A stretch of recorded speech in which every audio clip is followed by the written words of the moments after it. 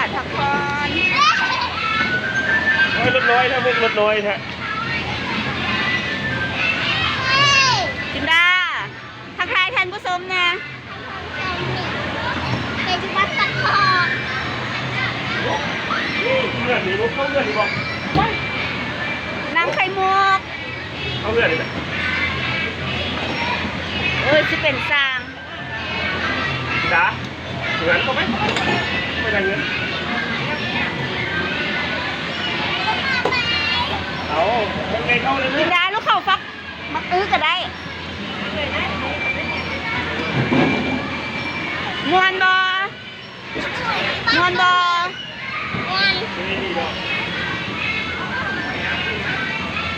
ไปใส่ละนางนั้นนะรีดน้ำกันบรรยากาศเด็กๆ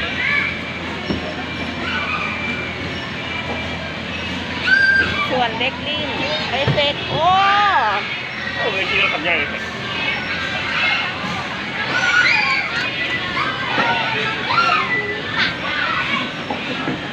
ไข่มุกเห็นยัง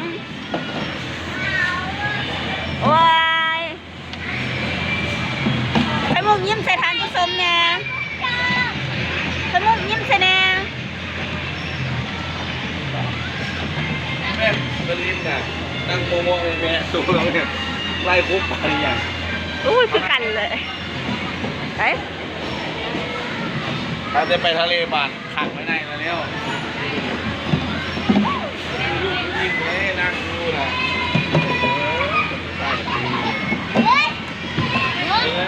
เตะ